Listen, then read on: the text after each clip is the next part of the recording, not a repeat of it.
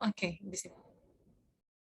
Oke, selamat malam. Mari saya sapa dulu ya sobat kelas yang hadir di sini. Terima kasih untuk kehadirannya. Saya ucapkan juga karena masih awal ya, awal per minggu dari tahun yang baru ya. Jadi Happy New Year ya, selamat tahun baru untuk semua sobat kelas yang sudah hadir di malam hari ini ya. Untuk kelas saya kelas sosial media. Oke, saya coba sharing izin share screen dulu ya. Saya izin share screen. Gimana nih acara tahun barunya, sobat kelas? Tahun baru di mana nih? Ayo kita curhat-curhat nih ya. Tahun baru di mana aja? Di rumah?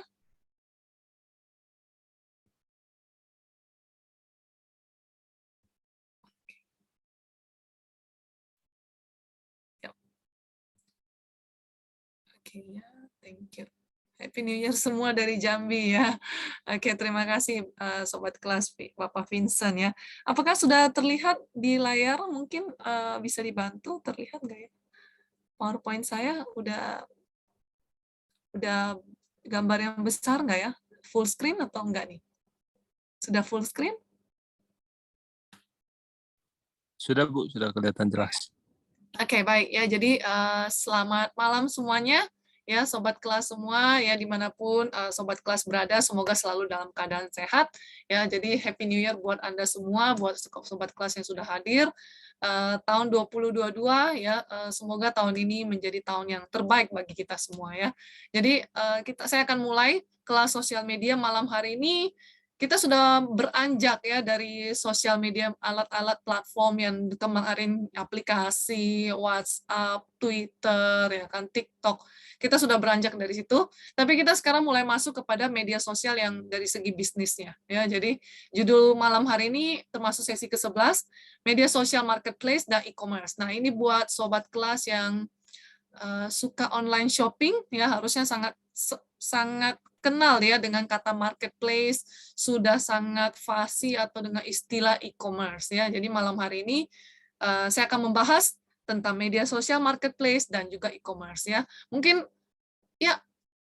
sering tertukar-tukar ya, marketplace, lalu kemudian mungkin ini disebut dengan e-commerce atau gimana gitu ya. Nah, malam ini kita akan coba diskusi bareng ya, bahas bareng marketplace apa, online shopping apa, e-commerce apa ya. Oke, itu dia. Ada chat ya. Malam semuanya ya.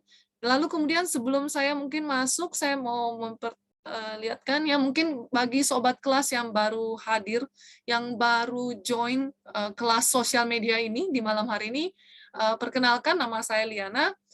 Sesi ini merupakan sesi ke-11. Sebenarnya sesi ini sudah saya mulai dari bulan September tahun lalu ya, tahun 2021, tentunya dengan beberapa aplikasi sosial media yang lagi ngetren ya, lagi ngehit saat ini. Kalau sobat kelas yang ketinggalan, yang belum pernah melihat, mungkin mau tahu tentang Instagram, mungkin mau tahu tentang Instagram marketing, atau mau tahu tentang TikTok, Twitter, Facebook marketing, dan sebagainya, tidak ada masalah. Semua kelas sosial media saya ini direkam oleh New Normal Learning Center, dan sobat kelas tinggal gampang aja ke YouTube ya, ke YouTube yang ada di bawah itu New Normal Learning Center. Jangan lupa subscribe dan juga bisa melihat beberapa kelas yang sudah saya yang sudah saya presentasikan, yang sudah saya lewati dari bulan September hingga sekarang ya, jadi bisa dilihat-lihat gitu ya. Tentunya terlepas daripada itu, sosial media itu saya mesti bilang bahwa sosial media itu selalu berkembang ya. Jadi mungkin tahun 2021 seperti inilah ya, kurang lebih yang lagi ngetrennya. Tapi mungkin di tahun 2022 atau mungkin beberapa bulan kemudian dia akan ada keluar fitur-fitur yang terbaru ya. Tentunya dengan selalu mengupdate, selalu menggunakan, sobat kelas pun jadi lebih fasih menggunakan sosial media ya. Oke, itu dia ya. Jadi kalau buat yang mau lihat sesi-sesi atau kelas sebelumnya, silakan ke YouTube aja, New Normal Learning Center. Ya, jangan lupa subscribe ya, supaya nanti setiap ada videonya yang diupload, sobat kelas pun tidak ketinggalan ya. Tujuan pelatihan saya malam hari ini ya, jadi khusus untuk malam hari ini kita ada tujuan pelatihannya, karena di sini kan udah bukan suatu aplikasi ya, bukan satu aplikasi atau dua aplikasi, tapi di sini mulai kita supaya memahami apa sih media sosial marketplace dan juga apa itu e-commerce. Mampu bisa membedakan yang mana media sosial marketplace, yang mana disebut dengan e-commerce. Dan juga bagi sobat kelas yang mungkin masih yang baru mulai nih mau merintis bisnis ya, sebagai pemula dalam bisnis, tentunya sekarang alternatif yang paling banyak orang pilih adalah mendirikan toko virtual atau toko online ya. Jadi menjalankan bisnis berbasis online. Tentunya saat ini terkait juga dengan pandemi ya. Tentunya banyak banget bisnis sekarang semua sudah bergerak di arah online ya. Jadi kalau ada sobat kelas yang rencana, kayaknya saya pengen deh buka toko online ya. Tapi toko online yang mana nih? Nanti saya akan bagikan tips dan strateginya ya. Jadi stay tune ya di webinar saya ini. Oke, kita mulai dengan pemahaman berikutnya. Mungkin sobat kelas harus tahu juga bahwa e-commerce ya, e-commerce itu atau suatu situs online yang untuk berbelanja itu banyak banget penggunanya ya. Kalau kita lihat di sini 81% orang-orang itu suka cari produk lewat online. Jadi bukan lagi ke pasar, bukan lagi ke Toserba, bukan lagi ke toko fisik ya, tapi mereka ngecari online nih. Cari online barang yang mereka butuhkan. Kira-kira ada dijual di mana sih? Ya, tentunya sobat kelas biasanya juga kalau pengen nyari sesuatu suka compare-compare kan, lihatin di online toko online jualnya berapa dan sebagainya ya. Kemudian ada 90% orang mengunjungin online shop retail dulu. Ya, jadi saya ngelihat sendiri juga memang sekarang orang kalau disuruh bandingkan ya, mungkin mereka sempat jalan-jalan ke toko fisik, lalu ngelihat, ih, harga ini kok beda ya dengan di toko online ya. Mendingan toko online, hanya belinya toko online ya kan. Lalu kemudian ada 69%, 69,4% itu adalah pengguna yang berbelanja melalui aplikasi yang ada di handphonenya ataupun yang ada di tablet atau yang kita bisa bilang aplikasi online lah ya yang ada di handphone ya. Jadi angka ini kalau kita lihat 81%, 90%, 69% itu besar sekali ya kalau dibilang ya. Bayangkan itu lebih dari 50%. Lalu kemudian selain cuma hobi ataupun perilaku melihat barang secara online, mereka pun juga akhirnya membeli barang secara online. 76% pernah membeli melalui online. Dan hal ini akan semakin tinggi terkait dengan pandemi. Dan yang terakhir, mereka 55% akhirnya juga pernah membeli produk melalui aplikasi yang ada di handphone. Ya. Jadi ini semacam statistik. Ini statistik diambil di Januari 2021. Ya. Ini statistik aja, cuma saya kasih lihat. Lalu nih, e-commerce ya, kita kembali ke e-commerce. Kurang lebih apa sih pengertian dari e-commerce? E-commerce itu kepanjangan dari electronic commerce ya. Jadi perdagangan, kalau kita kembali ke definisi ya, adalah suatu website yang digunakan untuk menjual produk-produk dari pemilik website. Mungkin kalau sobat kelas bilangnya perusahaan apa ya? Ada banyak sih kalau saya bilangnya apakah kayak Tokopedia dan Shopee? Mereka adalah bagian dari e-commerce, tapi satu sisi juga akhirnya mereka mempunyai marketplace. Jadi mereka mendirikan marketplace di mana di dalam situ ada banyak orang buka-buka toko, ya. Jadi toko-toko kecil juga. Jadi selain mereka jual produk mereka, ada juga toko-toko yang punya orang lain, ya. Lazada, ya, Blibli, yang mungkin lebih tepatnya e-commerce murni itu seperti Matahari Mall. Cuma Matahari Mall sekarang agak meredup ya, bahkan sudah kalau menurut saya dia tidak ada lagi ya Matahari Mall. Dulu waktu dia di launching mataharimall.com itu keren banget ya. Number one e-commerce gitu loh ya. Karena keren banget sih waktu tadi saya melihat bahwa aplikasi situs dari Matahari Mall itu luar biasa kerennya. Ya kan fitur-fiturnya keren ya kan, cuma entah kenapa apa dia kurang inovasi atau gimana, akhirnya situs Matahari Mall ini pelan-pelan dikalahkan ya dengan situs-situs lainnya. Nah, e-commerce di sini produk-produknya itu terbatas, biasanya cuma satu brand. Jadi biasanya kalau misalkan ya toko baju ya, kalau sobat kelas tahu mungkin Mango ya, H&M, lalu kemudian Zara, mereka itu juga punya e-commerce ya, tapi cuma pada satu brand doang nih, brand mereka sendiri. Ya, mereka nggak menjual merek-merek baju yang lain ya. Biasa mereka sekarang sudah punya toko website sendiri ya, ataupun toko online sendiri. Tapi mereka ngejual cukup produknya sendiri. Nah, mereka-mereka inilah toko-toko yang punya sendiri toko sendiri, menjual produk sendiri. Akhirnya mereka membuat suatu channel membuka channel yang namanya e-commerce, ya. Jadi menjual barang-barang dagangan mereka melalui jalur elektronik, ya. Itu dia. Kemudian sobat kelas akan bertanya, loh kalau gitu sosial media marketplace apa bedanya? Ya, kita kembali ke istilah marketplace dulu. Marketplace dalam bahasa Inggris kan market itu pasar, place itu tempat, ya. Jadi kalau kita kaitkan dengan pasar dan tempat, udah pasti pasar itu banyak penjualnya, ya. Jadi sama dengan marketplace. Jadi sosial media marketplace, ya kan, itu adalah website-nya ini punya orang ketiga. Jadi misalkan website itu punyanya Tokopedia, website itu punyanya Shopee, website-nya itu punyanya Lazada, ya. Nah, mereka itu bertindak sebagai perantara yang menghubungkan antara penjual dan pembeli di internet. Ya, bisa dikatakan jadi marketplace itu adalah department store online, tapi di situ banyak penjualnya. Dan mereka menjualnya berbagai macam produk di marketplace yang sama. Menjadi marketplace-nya misalkan Tokopedia, ya. Kalau sobat kelas mikirkan bahwa Tokopedia adalah suatu termasuk itu adalah contoh dari marketplace, karena dalam Tokopedia itu ada banyak toko-toko, ya. Lalu kemudian kalau ditambahkan kata sosial media, nah ini dia nih, ya kan, kalau kemarin-kemarin kita udah belajar tentang Instagram, Facebook, ya, Twitter, ya, itu mereka Facebook, Twitter, Instagram, LinkedIn itu mereka punya sendiri sosial medianya, ya, marketplace di dalam sosial media mereka. Jadi satu sisi kita bisa jualan, kita juga bisa promosi, kita juga bisa tetap main untuk sosial medianya, ya. Jadi sosial media marketplace adalah toko-toko yang ada, toko online yang ada di dalam aplikasi sosial media, ya. Tentunya contoh-contoh yang saya gambarkan di slide ini itu adalah contoh-contohnya. Ada banyak banget, ya. Sekarang ini banyak sekali toko-toko yang membuka toko online mereka di sosial media, ya. Oke, mungkin sobat kelas memikirkan bahwa kalau gitu apa perbedaan antara e-commerce, marketplace, dan online shop? Saya selalu dengar orang bilangnya, saya mau bikin online shop deh, saya mau bikin online shop, ya kan? Nah, sekarang saya kasih perbedaannya yang saya kutip dari salah satu website di sini. E-commerce, marketplace, dan online shop. E-commerce karena dia punya situsnya, jadi kalau dari segi modal awal, dia harus keluarin modal. Modal itu adalah untuk setup situs, website. Dia harus punya website sendiri. Dia harus punya domain sendiri, ya. Jadi awal mula dia untuk setup satu website sebagai e-commerce-nya dia sudah harus keluarin modal dulu, tapi modal ini investasinya jangka panjang. Karena dia punya domain.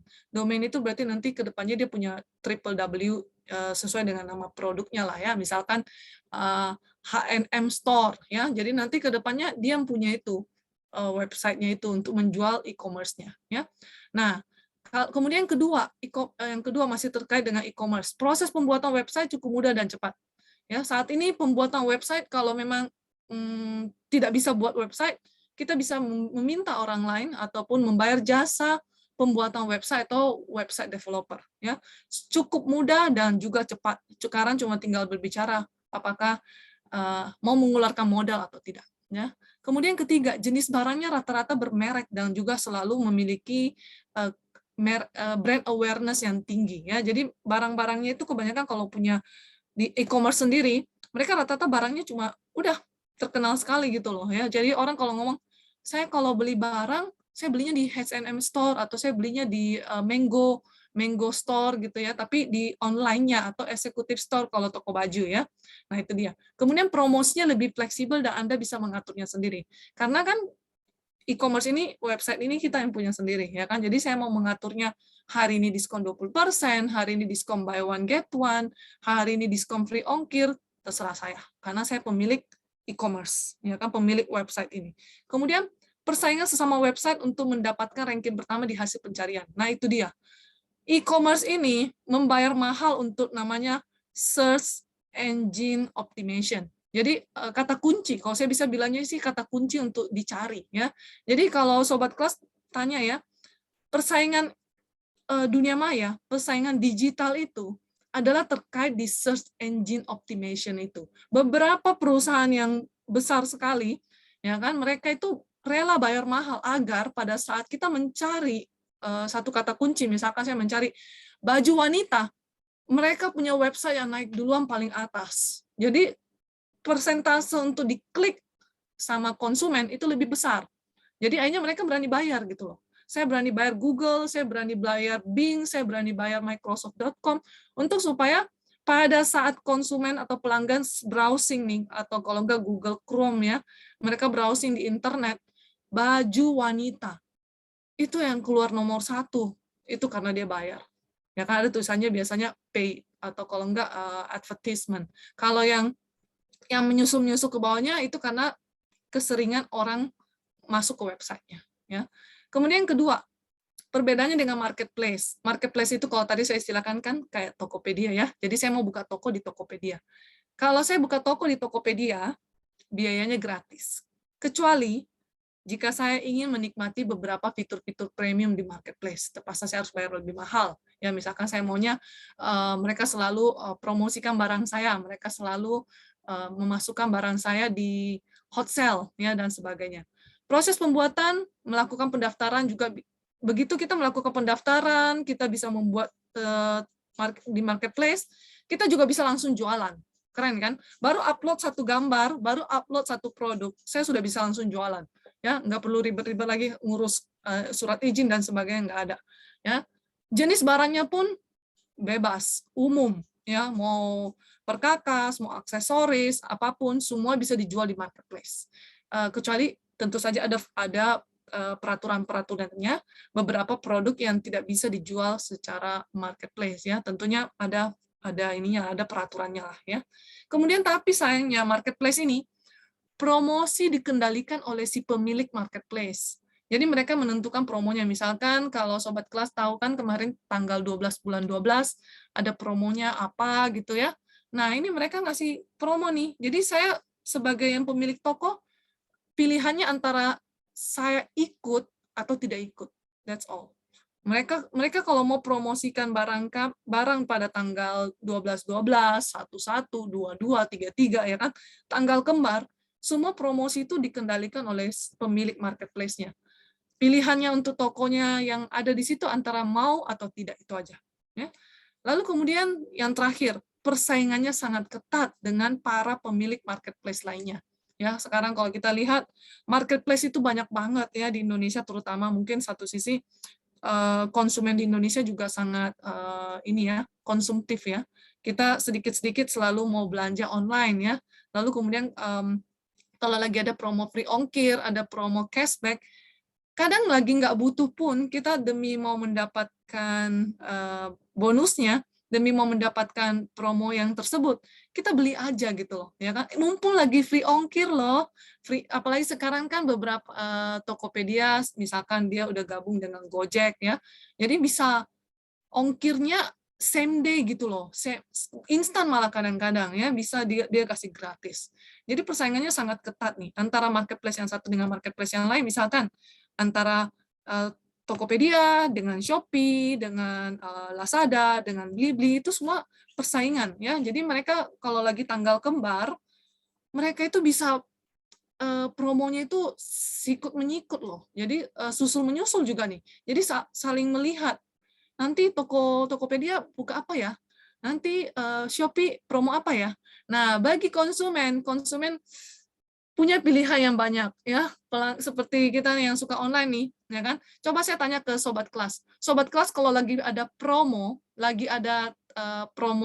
tanggal kembar, misalkan 12/12, lalu kemudian 10/10, 11/11, Sobat Kelas ngincarnya promo apa? Yang paling banyak deh.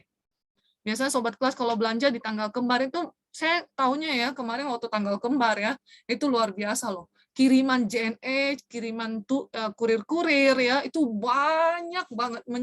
Kalau saya ngelihatnya sih pusing ya kan, banyak sekali. Kira-kira apa nih? Gratis ongkir. Oke, semua rata-rata persaingan memberikan gratis ongkir ya, persaingan marketplace ya. Jadi harus biasanya kemarin itu sempat promonya adalah kalau belanja 50.000 gratis ongkir. Tapi kemarin itu saya lihat waktu menjelang hari raya, Natal dan Tahun Baru, belanja minimal 10.000 pun dikasih ongkir loh. Luar biasa kan? Ya kan?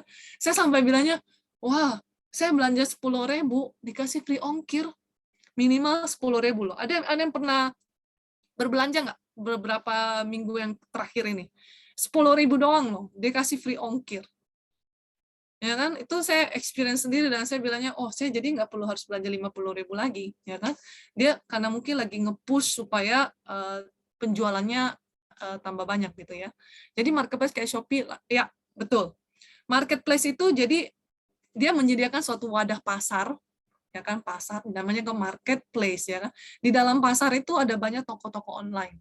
Tapi satu sisi Tokopedia ini juga ngejual produk dia, ya kan. Kadang kita ngelihat, oh ada handuknya, oh ada tumblernya, ada sebagainya ya. Tapi dia lebih banyak dihuni oleh pemilik-pemilik toko online shop, ya kan. Ya, ada yang 100, ada yang 10.000 ya, free ongkir. Itu dia ya. Berarti Anda dengan saya, sobat kelas yang mengexperience itu luar biasa ya. Kita ini ya, gencar ya, 10.000 pun kasih free ongkir loh. Itu luar biasa. Lalu kemudian mungkin sobat kelas bilang gini, lalu apa bedanya dengan online shop? Ya kan? Apa bedanya dengan online shop? Nah, sekarang kalau bedanya dengan online shop adalah online shop itu tidak harus ada di marketplace only. Online shop itu ada di sosial media, ada di YouTube, ada di LinkedIn. Pokoknya intinya dia harusnya berbasis online. Dia nggak harus cuma di marketplace aja ya. Jadi online shop, dia nggak punya toko fisik. Tentu saja karena sosial media, saya punya sosial media, sobat kelas juga punya sosial media, begitu kita registrasikan tidak dikenakan biaya ya.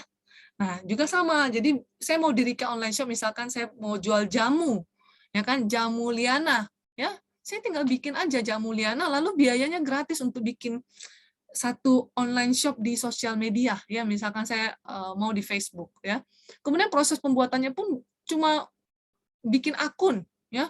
Cuma akun doang di sosial media, saya bikinnya jamu Liana gitu loh, jamu sehat, ya. Kemudian jenis barangnya terserah, bebas, ya kan, konsumsi pribadi, apapun saya mau jual, yang penting adalah online shop. Berikut yang keempat, promosinya dimanfaatkan adalah gunakanlah advertisement, Facebook Ads atau Instagram Ads. Ya, Facebook Ads dan Instagram Ads itu berbayar memang, ya kan. Kalau mungkin sempat sobat kelas ikut kelas yang Facebook sama Instagram, ads-nya mereka itu berbayar, tapi mereka akan menyesuaikan, kita maunya jangkauannya seberapa luas, maunya berapa kali di broadcast ya, berapa kali diputar ceritanya gitu ya untuk promosi ini. Sering kan kalau sobat kelas lagi nge-browsing sesuatu, tiba-tiba iklan lewat, set. Padahal saya nggak pengen lihat iklan ini, tapi dia memaksa saya untuk melihatnya. Nah, itu adalah iklan, itu adalah produk yang dia bayar. Ya, orang pemilik produk itu membayar untuk iklan tersebut. Ya. Dan terakhir adalah persaingan di satu sosial media.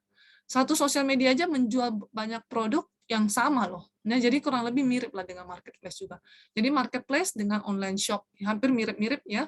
Cuma marketplace ada benar-benar dibuat satu wadah, online shop melalui sosial media.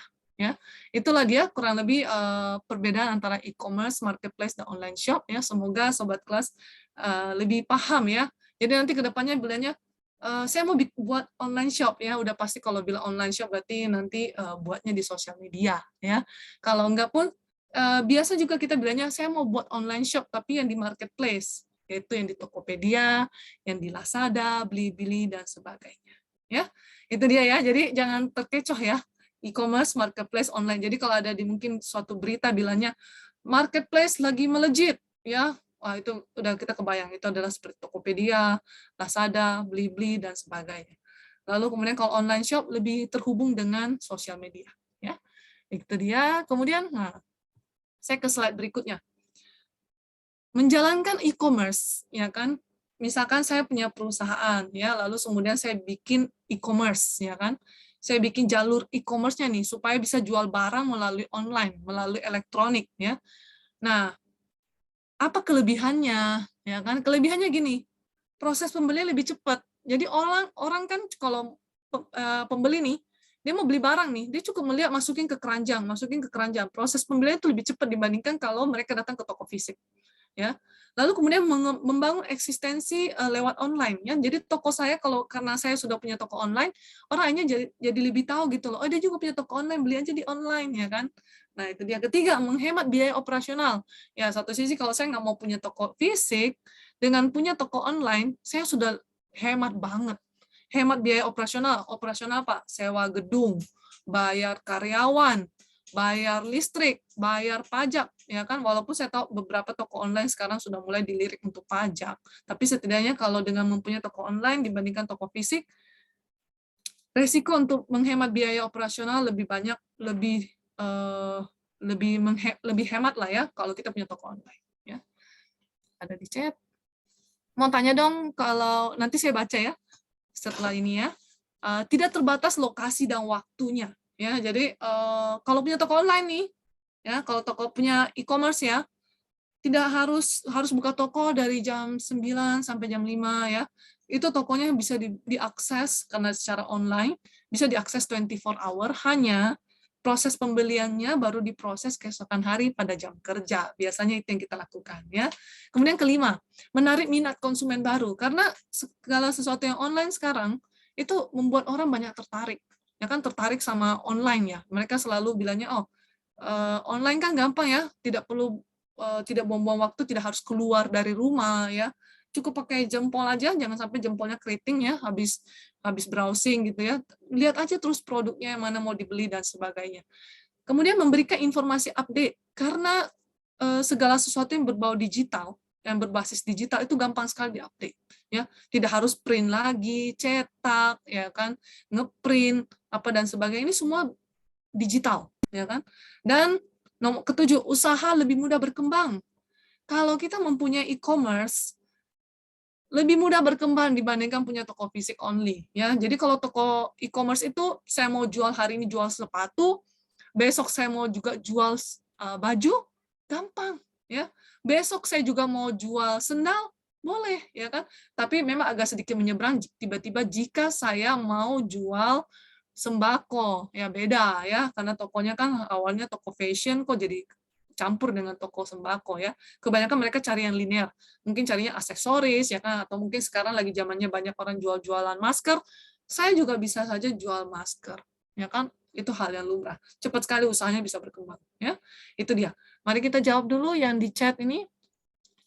Kak mau tanya, kalau platform e-commerce seperti Shopee apakah punya lebih dari satu sistem B2B atau B2C dan lain-lain? Nah, kebanyakan yang dia nggak terlalu mematok ya. Sebenarnya gini, Tokopedia yang ada saat ini itu kebuka semuanya. Mau business to customer, mau B2C, mau C2C, semua ada di situ. Ya kan? Kecuali gini, saya so far saya belum pernah lihat Tokopedia bisnis ya. Tapi saya pernah melihat adalah Amazon dengan Alibaba. Ya, mungkin di luar negeri sana sudah memprioritaskan bahwa perusahaan B2B gitu loh ya. Kalau di Indonesia masih kecampur-campur ya. Bisa jadi di dalam Tokopedia juga ada perusahaan, tapi dia handle juga retailer ya. Kalau saya pernah melihat adalah seperti Alibaba, dia punya B2B bisnis, dia juga punya B2C dan dia membedakannya situsnya ya. Kalau coba aja Google cari Alibaba B2B dengan Alibaba yang biasa ya, alibaba.com ya. Nah, kalau yang B2B, business to business, itu benar-benar ada perusahaan mencari perusahaan. Mereka juga akan mensortir orang yang bisa masuk ke dalam B2B-nya dan juga toko-toko yang bisa buka di B2B-nya. Ya, mereka bahkan mengenakan beberapa biaya. Mereka nggak kasih gratis karena B2B, karena mereka taunya adalah perusahaan pasti mau cari perusahaan lain untuk bisa langsung terkoneksi. Misalkan saya anggap ya, saya manufaktur sepatu, ya saya manufaktur, ya. Jadi tentunya saya pengen cari toko-toko yang juga menjual sepatu gitu loh, ya. Nah, saya bukalah satu akun di Alibaba Business to Business. Nanti kemudian saya akan kenal dengan banyak toko-toko sepatu, toko sepatu loh ya, yang mau membeli langsung produknya ke saya, ke manufakturnya. Nah, itu dia B2B ya. Tapi kalau di Tokopedia-nya yang ada sekarang itu udah kecampur ya. Jadi mereka tidak fokus banget ke B2B lah atau B2C lah atau C2C ya. Kecampur semua di situ. Ada yang toko juga jual ke konsumen. Ada yang konsumen barang punya orang lain jadi kayak dropshipper, dia juga jual ke orang lain, ya kan? Ada juga customer, dia juga bisa jual ke pabrik, ya kan? Misalkan C2B ya, kalau saya bilangnya sekarang itu udah banyak banget. Misalkan industri rumah tangga ya, industri rumah tangga seperti dia produksi keripik singkong. Ya, saya kan industri rumah tangga nih, misalkan industri rumah tangga saya produksi keripik singkong. Saya jual ke toko-toko. Ya kan, kejual ke toko-toko. Sama aja kan, berarti nanti si customer to business kan bisa jadi itu terjadi ya. Nah, itu dia ya. Oke. Bagaimana biar akun kita dilihat pembeli dan bagaimana cara meningkatkan penjualan? Wah, ini udah ini ya apa lebih ke strategi ya. Nah, tergantung nih kalau saya bilangnya gimana caranya supaya toko kita itu bisa terlihat ya. Pertama, apakah kalian sudah aktif enggak di sosial media? Kalau kalian punya toko di sosial media, kalian bisa mengenalkan toko kalian yang ada di marketplace. Karena sekarang sosial media itu paling banyak orang nonton, paling banyak orang pakai. Kalau kita berharap bahwa tiba-tiba ada aja orang nyari ke marketplace kita tanpa kita promosikan, tanpa kita informasikan, itu nggak mungkin. Sekarang adalah masa di mana kita harus mempromosikan lebih sering dan lebih aktif di sosial media. Caranya gimana? Caranya adalah kita selalu posting, kita posting, nanti teman kita bisa merepost postingan kita, dan nanti temannya akan merepost terus, ya kan? Itu alternatif yang pertama kalau mau gratis. Kalau mau yang kedua berbayar, yaitu Anda harus membayar beberapa biaya ke Facebook Ads atau Instagram Ads, nanti dia akan jadikan Anda punya produk yang barusan itu ini, iklan. Iklan itu seperti kalau Anda sering main Instagram ya atau Facebook, tiba-tiba lagi lihat story orang, ya kan, tapi ada aja nongol, ya elah, jual makanan, lalu oh jual sepatu, oh jual baju, apalagi sekarang kan udah mendekati mau Chinese New Year ya, itu tuh hampers jualan untuk Chinese New Year ya, sama angpau, itu banyak banget ya, mulai dari nastar, kue simpron, ya, lapis legit, itu lagi banyak banget di sosial media. Saya juga nggak tahu kenapa ya. Lalu sama buah-buahan seperti jeruk santan gitulah, jeruk pongkang yang biasa buat orang hampers ya. Nah itu dia. Jadi satu sisi kalau menurut saya nih sobat kelas Helena ya, memang tidak mudah menjalani bisnis melalui sosial media, tidak instan seperti kita lihat gitu ya. Tidak seperti kita lihat, tapi dia harus butuh usaha untuk kita selalu mempromosikan, membuat konten nggak aktif. Kalau sekali tidak aktif, sudah. Jadi usaha melalui online, kalau kita aktif, dia bakalan terkenal dengan cepatnya juga. Tapi kalau nggak aktif, dia akan hilang dengan cepat juga. Ya kan? Jadi ibaratnya naiknya cepat, turunnya juga cepat lah. Ya, namanya juga dunia online. Karena kalau begitu kita lengah, tidak lagi aktif, tidak lagi suka posting-postingan konten, ya kan?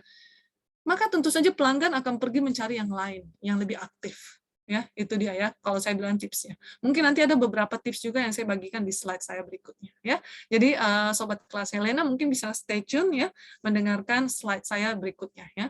Namun selain punya kelebihan yang tadi ini, ya proses lebih cepat, hemat biaya, menarik konsumen baru, bisa diakses cukup banyak ya, tidak terbatas ya. Tapi dia punya kekurangan loh.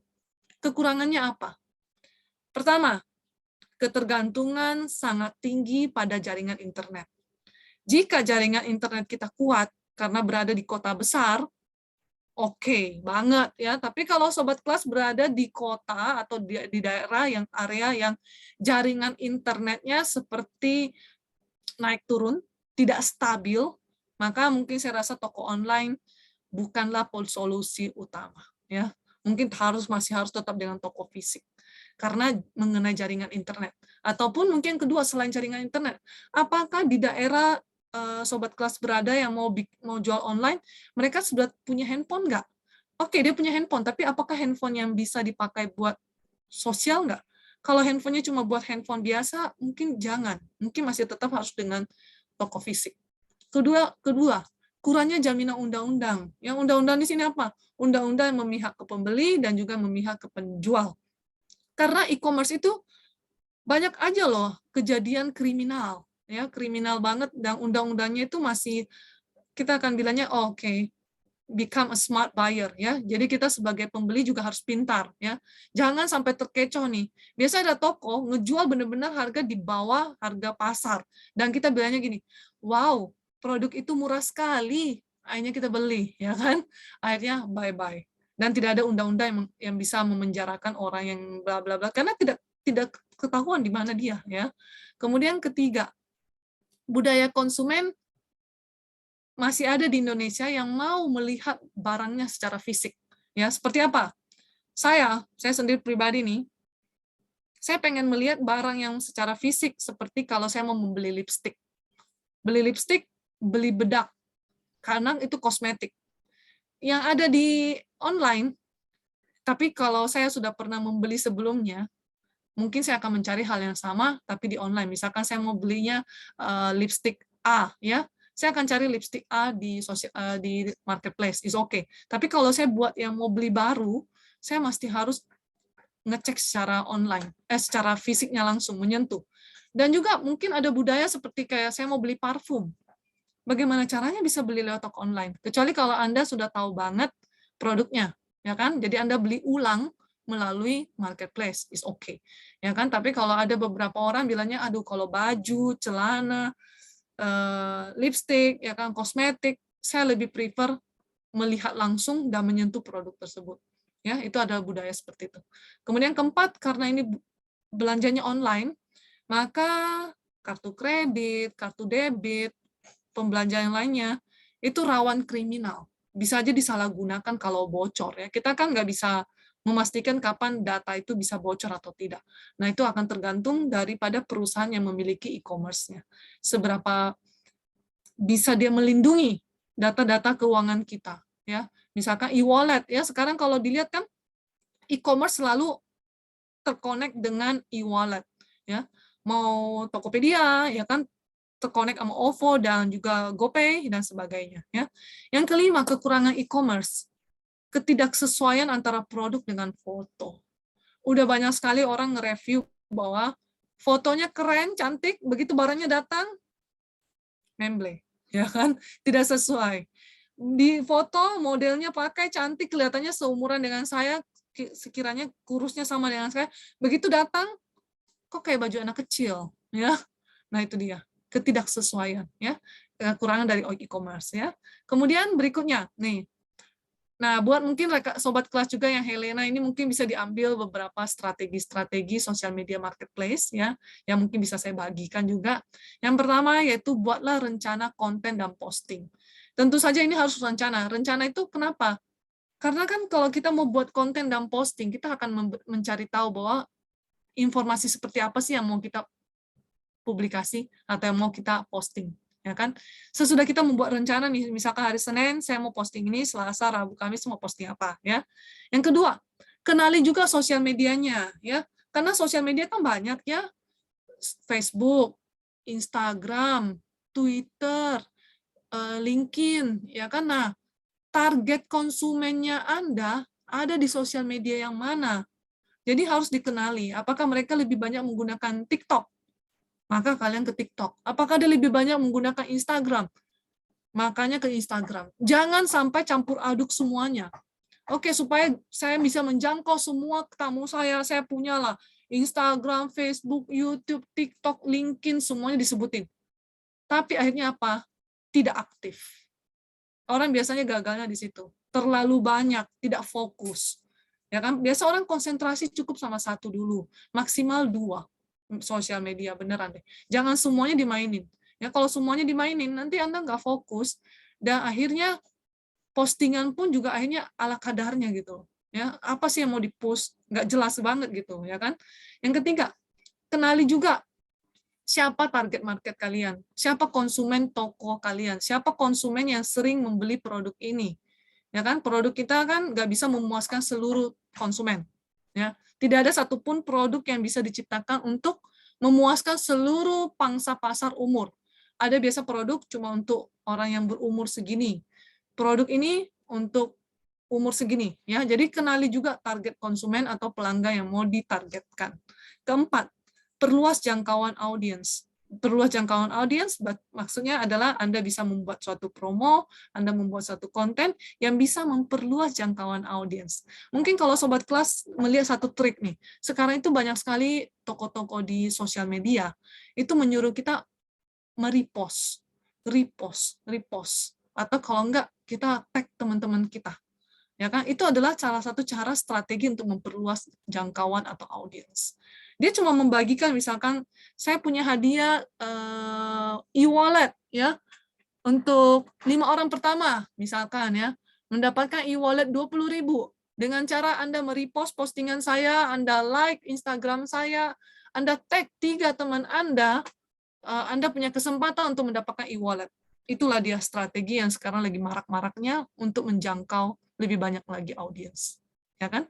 Kemudian kelima, membangun komunikasi dan hubungan dengan pelanggan. Selalu saya beritahukan karena ini sosial media, Anda tidak pernah ketemu dengan calon pelanggan ataupun dengan pelanggan yang ada, tidak pernah ketemu fisik nih. Tapi maintain komunikasi. Anda bisa say hi sama dia, kirim WhatsApp, selamat pagi, semoga hari ini cerah, ya kan, dan sebagainya. Pokoknya jalinlah komunikasi dan hubungan yang baik dengan pelanggan. Jangan bilang kalau Anda hanya mau jualan, Anda hubungi klien itu. Itu namanya adalah ada udang di balik bakwan, ya kan? Jadi ada maksud baru dihubungin. Itu jangan deh. Anggaplah pelanggan itu adalah teman kita, ya. Jadi bukan ada maksudnya baru kita hubungin dia ya. Jadi kelihatan sekali gitu loh, karena seakan-akan cuma kayak mau jualan baru hubungi gitu ya. Nah, itu juga kurang baik ya.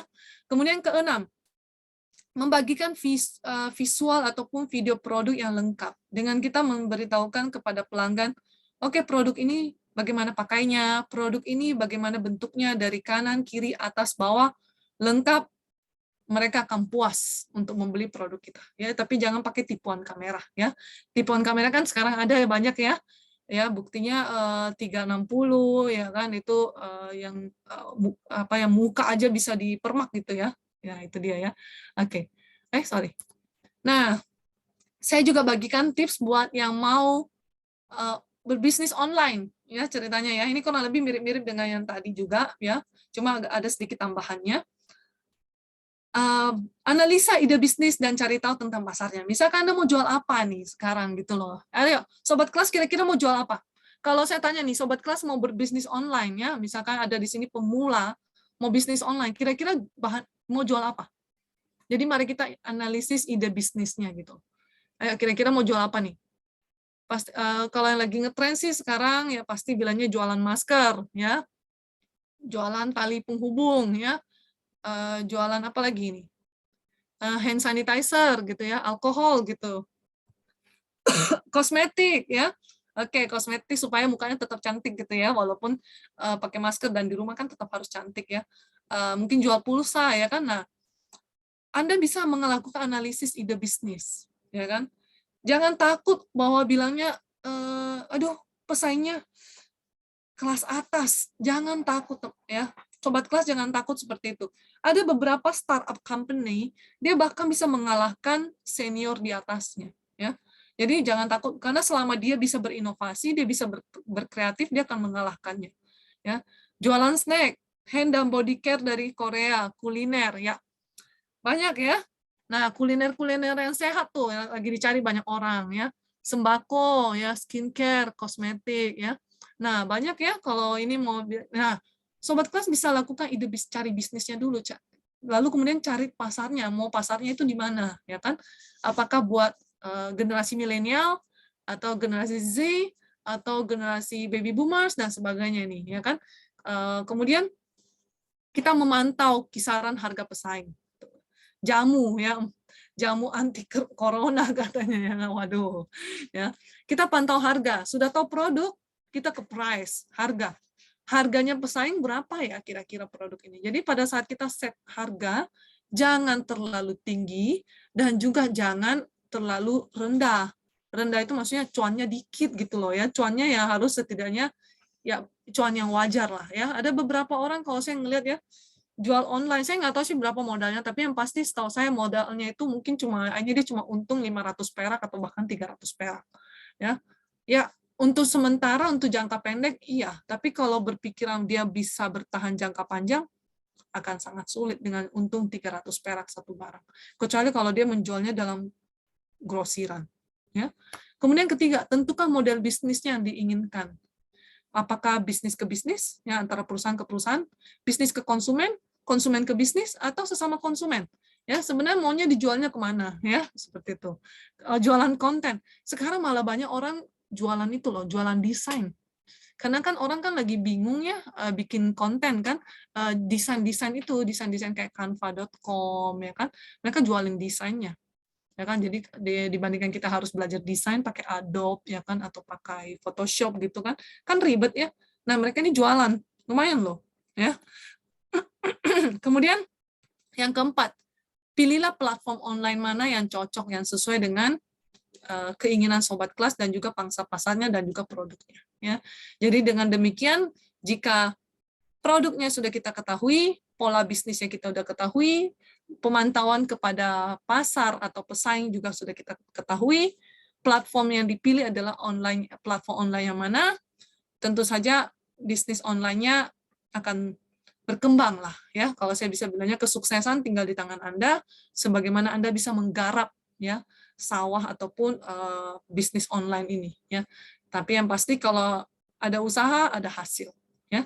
Itu dia ya. Jadi sekedar berbagi tips tentang berbisnis online bagi pemula ya. Jadi jangan takut, mulai aja dulu ya. Kalau saya bilangnya sih jangan takut, mulai aja ya. Oke, nomor WA saya bisa minta ke ketua kelas ya, ketua kelas ya. Nanti ketua kelasnya bisa dikasih, nanti kalau sudah terhubung dengan ketua kelas bisa terhubung dengan saya ya. Oke, itu ya. Jadi ini merupakan slide saya terakhir di pemaparan ini ya. Mungkin ada pertanyaan ya. Saya akan bahas lagi tentang strategi bisnis media sosial itu next 2 weeks, 2 minggu dari sekarang, tanggal 22 Januari. Tanggalnya bagus ya. 22 Januari 2022 jam 20.15 ya kan, tentang sosial media. Itu akan membahas tentang strategi sosial media, optimalisasi sosial media, dan kekurangan dan kelebihan berbisnis dengan media sosial. Ya, itu dia kurang lebih bisa saya ini sharing untuk malam hari ini. Mungkin ada yang mau ditanyakan ya. Oke, kalau mau bilang soal materinya ya, apakah bisa kalau saya mungkin saya kasih ke kota kelas juga ya, karena saya nggak tahu nih bisa saya masukkan ke sini nggak ya? Ya, saya kayaknya nggak ada akses. Coba saya lihat ya, bisa nggak ya? Materi ini bisa saya bagikan sih, saya tidak masalah dengan itu, cuma saya lagi lihat caranya ya. Oke, saya coba bagikan melalui fitur chat, ya udah saya kirimkan di fitur chat. Biasanya fitur chat ini cuma bisa terlihat buat sobat kelas yang menggunakan komputer, ya itu dia ya. Jadi bagi yang menggunakan komputer biasanya bisa melihat, tapi kalau HP, nah itu dia, ya maaf loh ya. Kalau HP memang agak nggak bisa ya. Gimana kalau sobat kelas Helena drop atau mungkin direct message ke saya? Nomor WA-nya, direct message aja, nanti saya bisa bantu untuk kirimkan sesudah kelas ini. Ya, jadi cepat gitu ya. Gitulah. Kalau berkenan gitu ya. Kalau berkenan silakan mungkin ya bisa saya dapatkan ya.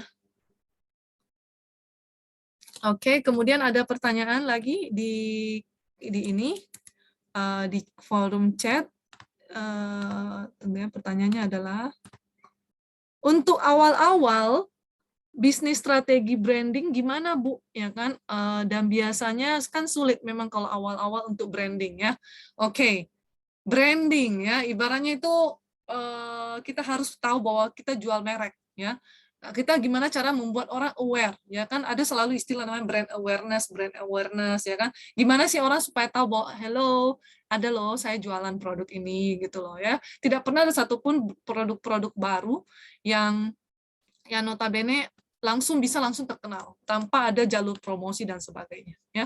Jadi bisa saya bilang di sini bahwa untuk bisa suatu produk, ya kan, untuk dicarikan branding atau saya namakan istilah brand awareness, mereka itu cara yang paling gampang memang untuk saat ini, termasuk juga yang low cost ya, atau biayanya lebih rendah, yaitu dari jalur sosial media, ya. Saya bisa bilang dari jalur sosial media itu yang paling dibilang menguntungkan sih enggak, menurut saya saving cost, ya kan, lebih biayanya nggak terlalu mahal kalau lewat sosial media. Nah, Anda bisa meningkatkan brand awareness lewat itu. Beberapa strategi yang sering dilakukan ya kurang lebih seperti merepost ataupun likes, ya kan, subscribe kalau mau seperti itu boleh. Kalau ada modal lagi bisa menggunakan advertisement, ya kan? Advertisement dari masing-masing sosial media, ya. Jadi sosial media itu kan berbeda-beda ya. Ada yang biasanya Instagram ya, Instagram Ad, lalu kemudian Facebook Ad ya. Ini bisa diatur ya kan sedemikian rupa tergantung budget. Ya. Oke. Ya, untuk sobat kelas Helena saya sudah take down ya email dan juga nomor teleponnya, nanti akan saya kirimkan sesudah kelas ini. Oke, dari sobat kelas, semoga ya tadi jawaban saya untuk sobat kelas Brian ya bisa menjawab ya. Nah, itu dia ya. Jadi sebenarnya kalau bisnis strategi branding memang agak sulit ya, apalagi brandingnya kalau masih baru ya. Tapi jangan pesimis ya. Satu sisi sekarang banyak banget pesaing-pesaing itu walaupun baru, tapi mereka lebih digemari karena satu sisi mereka kreatif dan inovasi. Ya.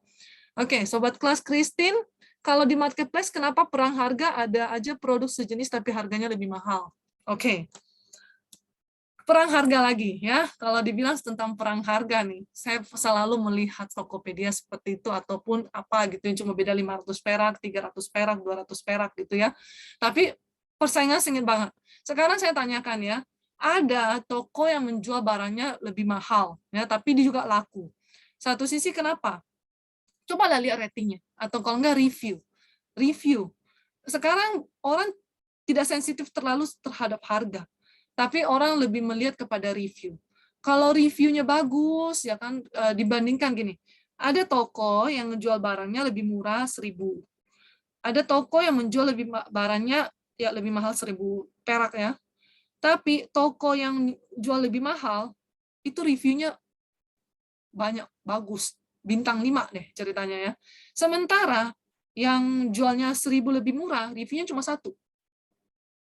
Di sini kita bisa melihat bahwa kepercayaan, ya, manusia ataupun pembeli itu biasanya percaya namanya word of mouth, ya kan, mereka percaya bahwa ini orang reviewnya begitu banyak, dia cuma harganya lebih mahal 1.000. Ada satu sisi kecenderungan kita akan percaya bahwa barang dia barang baru, ya kan, barang dia barang baru. Apalagi kalau makanan, kita akan sangat worry bilangnya jangan-jangan ini harganya lebih murah 1.000 tapi stok lama. Begitu saya beli, expire 1 bulan. Expirednya mungkin cepat sekali ya. Jadi saya agak nggak percaya gitu loh. Ya kalau cuma beda 1.000. Tapi kalau perbedaannya misalkan 1 kali lipat pun, misalkan 10.000 ya kan, toko yang lainnya jualnya 20.000. Saya akan bertanya-tanya juga. Jangan-jangan 10.000 ini jual barang palsu, ya kan? Nah itu dia ya. Apalagi kalau reviewnya yang 20.000 itu banyak, ya kan? Nah itulah dia. Kecuali kalau yang ngejualnya 20.000, reviewnya jelek, reviewnya cuma 1, tentu saja saya akan pergi ke yang jual 10.000. Jadi sekarang tinggal kita sebagai buyers pintar-pintar dalam melakukan analisis, ya kan, analisa toko mana yang reputable, yang punya reputasi dengan review, dengan penampilan produk, dengan informasi yang jelas, ya kan, itu akan menjadi kecenderungan kita untuk membeli itu. Bukan lagi faktor harga. Karena toko online kita benar-benar harus punya kepercayaan kepada toko tersebut. Kalau dibilangnya kita harus pergi membeli yang lebih murah, takutnya ntar kekecewaan yang didapatkan, ya kan? Apalagi kalau nggak ada reviewnya dan sebagainya. Jadi toko online bukan hanya benar-benar harga. Kalau dibilang perang harga, sekarang adalah perang kepercayaan, ya kan? Itu dia ya. Oke. Oke, oke. Hai, halo Sobat Kelas Dian ya. Juga kasih sharing nomor telepon di sini. Ya, thank you. Berikutnya kita bacain lagi chatnya lagi ya. Oke, bagaimana kalau sistem PO? Oke, itu purchase order ya atau pre-order gitu ya. PO itu kan pre-order ya. Jual-jual di sistem PO kan? Iya benar. Jadi sebaiknya berapa hari jarak sebelum ready-nya. Oke, tergantung barang apa yang kamu mau jual ya. Kalau pre-order nih, kalau baju yang harus dijahit lagi ya, biasanya kita akan cek seberapa cepat tukang jahitnya ya, bisa menyelesaikan satu set baju ya. Kalau makanan rata-rata sih kayak biasa sekarang kan lagi ngetren hampers untuk Imlek ya. Biasa mereka ngejual nastar, tapi kan biskuit itu kan lebih lama lah ya expirednya ya, biasa 1 bulan, biasa bahkan lebih dari 1 bulan, 2 bulan bahkan.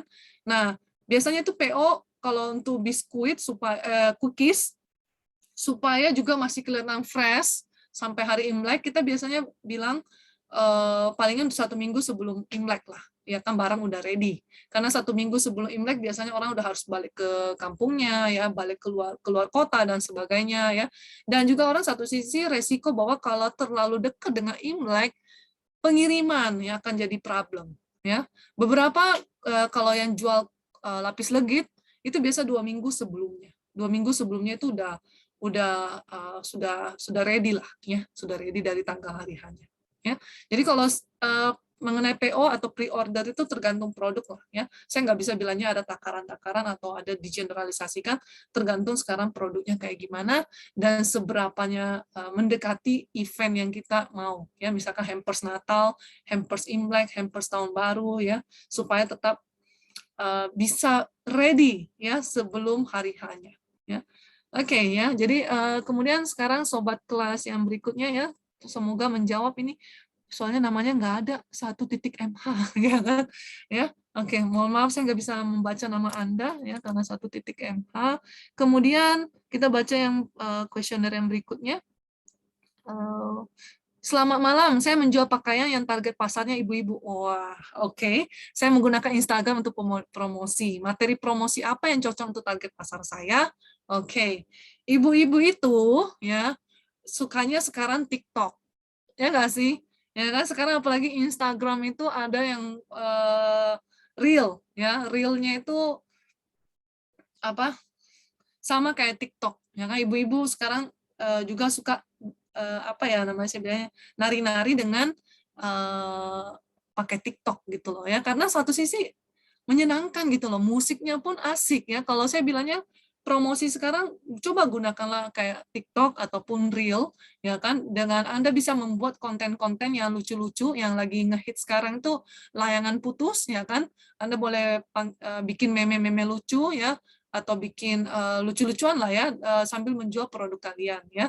Satu sisi juga kalau Instagram itu kan ada Instagram Live ya. Anda bisa sekali-sekali lah ya pakai Instagram Live untuk menjual secara live ya kan. Jadi buat orang yang hadir untuk live di event itu Instagram Live, Anda jual produk mungkin bisa mendapatkan promo yang lebih ada lah ya, yang lebih dikasih lebih lah ya pada saat mereka membelinya pada saat Instagram Live ya. Kalau ibu-ibu targetnya adalah pas ibu-ibu kan juga senengnya yang kalau apalagi free ongkir ya, jadi mungkin bisa dilihat-lihat juga lah ya, karena ibu-ibu kan juga pasti pengennya bisa mendapat harga yang lebih murah ya. Jadi satu sisi kalau saya bilangnya media promosi, Anda bisa gunakan Instagram Reel, bikin postingan ya, bikin model ya kan. Kalau saya sering melihat yang orang jual baju ya, bajunya cuma digeletakin gitu doang loh. Nah kan satu sisi lu digeletakin gitu doang, orang nggak bakalan bisa tahu modelnya kayak gimana, coraknya kayak gimana ya kan. Biasanya sekarang itu orang ini loh, ngefoto diri sendiri tapi cuma sampai segininya doang. Atau kalau enggak kameranya itu handphonenya nutupin kepala kayak gini nih. Kayak muka saya nih ditutupin. Ya kan? Jadi kelihatan cuma badan saya nantinya di itu. Ada cara-cara tekniknya lah ya. Jadi usahakan modelnya itu memakai bajunya ya. Kalau menurut saya sih seperti itu ya. Karena soalnya kalau digeletakin, digantung, produk tersebut kurang hidup ya. Dia pengennya dipakai gitu loh di badan seseorang ya. Nah, itu dia ya. Kemudian semoga bisa menjawab ya sobat kelas Adinda. Grab sama Gojek apakah termasuk e-commerce atau marketplace? Nah, kalau dibilang dia punya e-commerce, untuk saat ini beberapanya doang ya. Kalau Gojek, kalau untuk benar-benar motornya enggak ya. Marketplace iya. Marketplace sudah pasti karena di dalam aplikasinya itu kan dia ada beberapa restoran-restoran ya yang ngejual makanan, lebih tepatnya saya bilangnya sih GoFood sama GrabFood ya. GoFood sama GrabFood itu marketplace. Tapi kalau aplikasinya kayak Gojek sendiri sama Grab bukan marketplace sih. Karena mereka semacam aplikasi mobile ya. Marketplace-nya itu lebih tepatnya ke GoFood sama ke GrabFood ya kan, atau mungkin Traveloka Eats loh. Karena di dalam situ kan ada banyak penjual ya. Kalau sementara yang lainnya atau ada juga GrabFresh ya. Itu juga termasuk udah e-commerce. Cuma satu sisi aplikasi ini bukan keseluruhan marketplace. Ada yang cuma untuk GoSend, ada yang untuk jasa transportasi. Mereka bahkan lebih dibilangnya kan Gojek kan lebih ke transportasi online ya. Nah, e-commerce atau marketplace yang ada di dalamnya cuma untuk beberapa fiturnya mereka aja ya, seperti GoFood-nya ya. Lalu kemudian ada yang kalau nggak salah obat ya, jual obat ya kan. Lalu yang itu apa? GrabFresh yang jualan makanan-makanan segar ya, sayur-sayuran ya kan, daging gitu ya. Nah, itu dia ya. Jadi mudah-mudahan sobat kelas Vincent lebih paham ya. Jadi bukan keseluruhan dari Grab dan Gojeknya kita namakan marketplace-nya ya. Oke. Kalau jualan di marketplace harus bayar pajak penjualan kah? Nah, ya kan. Nah, itu dia ya. Untuk saat ini toko online masih saya bisa bilangnya sih belum ada apa ya, keharusan ya untuk dikenakan pajak online ya, belum ada keharusan. Cuman satu sisi yang saya tahunya adalah kalau kita ngedisplay kita ngedisplay produk di Tokopedia dan sebagainya kan ada persentase kita bayar ke Tokopedia-nya ya, ke yang punya marketplace-nya.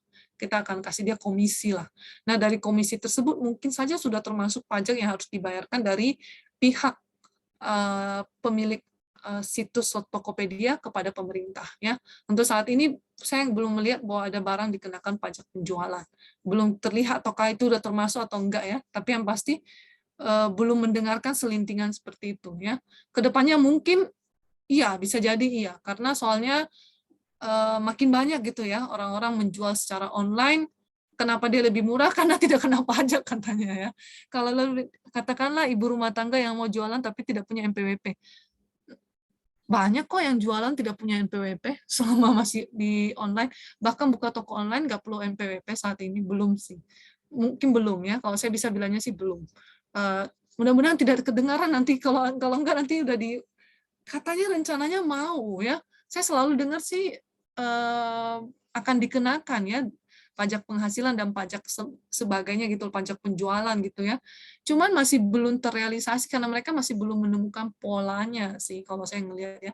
Belum melihat bisa mengenakan polanya bagaimana caranya gitu.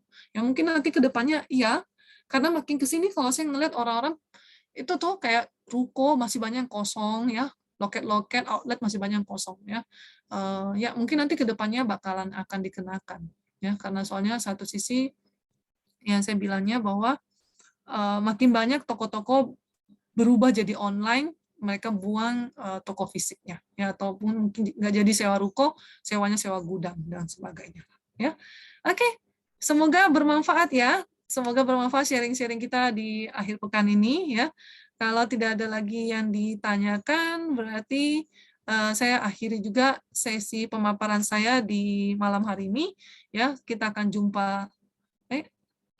Iya, betul. Traveloka sama Shopee termasuk marketplace, karena mereka adalah pasar yang mempertemukan pembeli dengan penjualnya. Dan di dalam pasar itu, di dalam market itu banyak sekali pembeli, ya, banyak sekali penjual. Ya. Ya, jadi Shopee sama Traveloka termasuk marketplace. Cuma Traveloka kan sebenarnya kan dia Harusnya bukan ya. Cuma karena dia sekarang punya Traveloka Eats, dia menjurus ke arah situ ya, karena awalnya kan dia, kalau saya bilangnya kan dari kata travel ya, Traveloka ya, dia ngejualnya harusnya paket wisata, tiket pesawat, dan hotel ya. Cuma karena sekarang industrinya dia, industri travel sedang terkena pandemi, dan dia melihat bahwa kenapa enggak, karena dia mempunyai sistem yang bagus juga sih ya kan. Begitu Traveloka Eats diluncurkan kan, dia banyak bakar duitnya sih waktu awal, tapi orang jadi ingat gitu kan. Dan menurut saya sih promo-promo dia juga lumayan untuk di beberapa restoran yang eh, unik lah ya. Kalau dari segi pangsa pasar yang mana besar, pangsa yang mana yang besar untuk kuliner, saya masih bilangnya Grab sih, Grab food ya kan, masih itu apa, masih banyak, saya sih lebih cenderung ke arah sana ya kan. Kalau ada beberapa orang bilangnya Shopee, cuma kalau ada promonya ya oke ya kan. GoFood juga gitu ya kan. Kalau saya ngeliat lebih cakupan lebih gedenya sih masih di Grab ya. Tapi tergantung juga sih lokasinya di mana ya. Kalau soalnya kalau di daerah Jakarta, Grab sama Gojek itu saing-saingan banget loh beneran ya kan kalau di Jakarta. Tapi kalau lokasinya Anda di suatu tempat yang mungkin orang lebih suka pakai Shopee, mungkin Shopee ya. Nah itu dia ya. Jadi tergantung lah di mana. Karena sobat kelas ini kan bukan di Jakarta doang ya. Tadi ada dari Jambi dan sebagainya. Jadi mesti lihat lokasi juga ya. Jadi sobat kelas Henry ya, semoga bisa menjawab ya. Oke. Thank you ya. Jadi terima kasih buat kehadirannya di malam hari ini. Ya, kita akan jumpa lagi tanggal 22 Januari next 2 weeks. Ya, semoga semoga kita semua dalam keadaan sehat ya. Selalu dalam keadaan sehat ya. Karena sekarang masih pandemi, jaga protokol kesehatan dan sebagainya ya. Oke, sampai jumpa lagi. Salam sehat semuanya. Baik, terima kasih Bu Liana. Kita ketemu lagi 2 minggu dari sekarang dengan waktu yang sama. Terima kasih semuanya. Selamat malam. Selamat malam. Terima kasih Bu Liana. Terima kasih. Bu Liana.